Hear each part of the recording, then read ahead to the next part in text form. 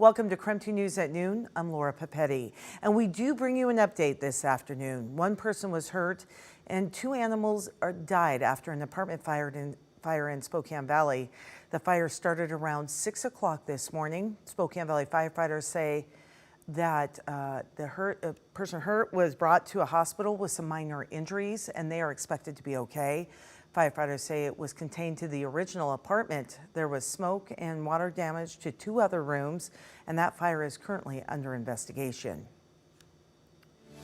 And we're looking at Northwest news. It was certainly a busy night for the Spokane City Council, talked about and voted on some major issues. So here's a rundown of what happened. Up first, the City Council passed an ordinance to crack down on illegal massage businesses and human trafficking in the city. Here's what this means. The ordinance allows the city to deny or revoke licenses for massage businesses involved in illegal activities or employing unlicensed therapists.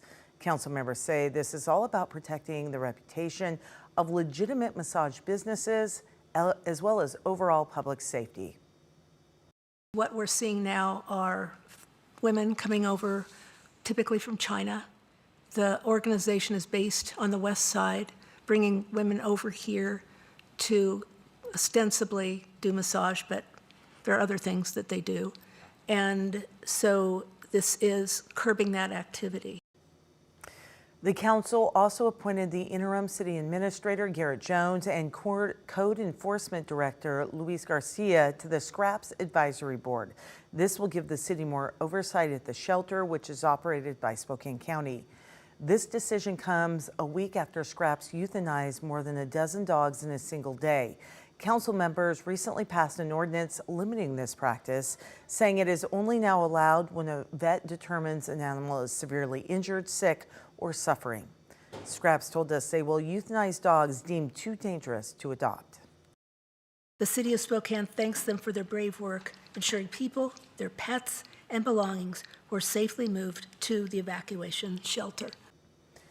And several Spokane Transit drivers who helped evacuate people in Medical Lake during the Gray Fire were honored last night. STA sent more than 20 vehicles to help with those evacuations. And we saw them in action, and they certainly did help in those moments of crisis. So thank you to all of them. Okay, it is 12:03 right now, and we're going to head outside to meteorologist Thomas Patrick.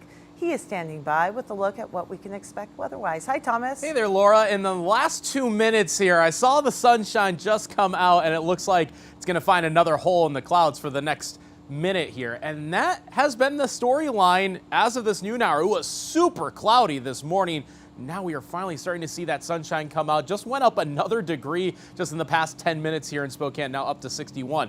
So when you look at last night, there's that rainfall from about 12 hours ago. That is long gone. But the clouds stuck around all morning, but it's not that low-level cloud cover. It's really starting to evaporate away and giving way to more sunshine, with a few exceptions. Little bit of some percolation of the cloud cover in the form of some of these showers. Most of this is over the high terrain of North Idaho, but I would not be surprised to see this pretty close to, say, areas like St. Mary's, Elk Rivers. Could get close to Orofino. We'll just keep that in mind. Otherwise, the sunshine is coming out, and after a very overcast start of the day, we are going to finish the day with sunshine, and temperatures are on the up and up all week long. So coming up, I'm going to detail how many days in the 70s I'm forecasting and what this upcoming weekend is going to look like. Look for those details in a few minutes. Thomas, thank you. And this afternoon, deputies are still investigating what exactly led up to a shooting in Meade that happened over the weekend. A security guard shot two men, killing one and injuring the other. KREM 2 has now learned from the sheriff's office that the two victims were allegedly trespassing on federal land, which is run by the Department of Energy near Bonneville Power.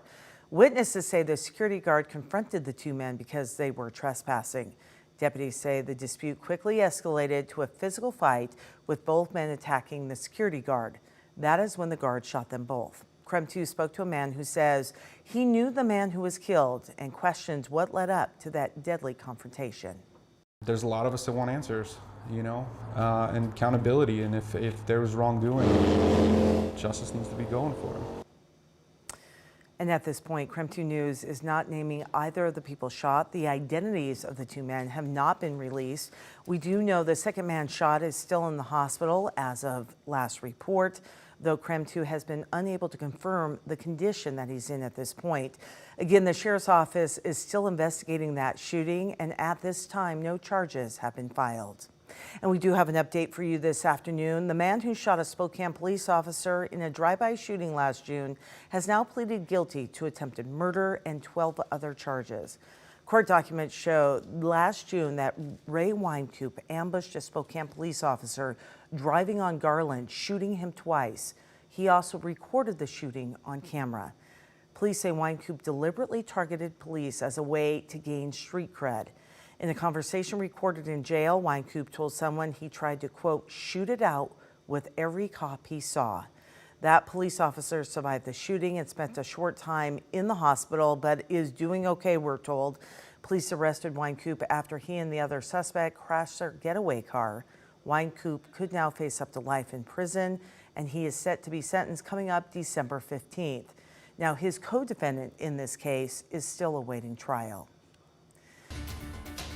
Today, Spokane County Commissioners discussing efforts to match funding options for debris removal regarding the Gray and Oregon Road wildfires. It's now been nearly 2 months since those fires destroyed hundreds of homes and properties. So far, Governor Jay Inslee has set aside $1.25 million in emergency funds, and that's specifically for asbestos testing. Spokane County already received $230,000 from the American Rescue Plan, which is a number commissioners believe the county can match through its current funding balance. As these funds become available, commissioners will assess and create a resolution for review and approval coming up in a future meeting. Also happening today, the Spokane Public School Board is set to vote on accepting a settlement from vaping company Juul Labs.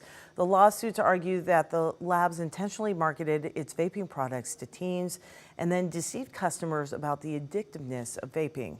If the board approves the settlement, SPS could receive about $300,000.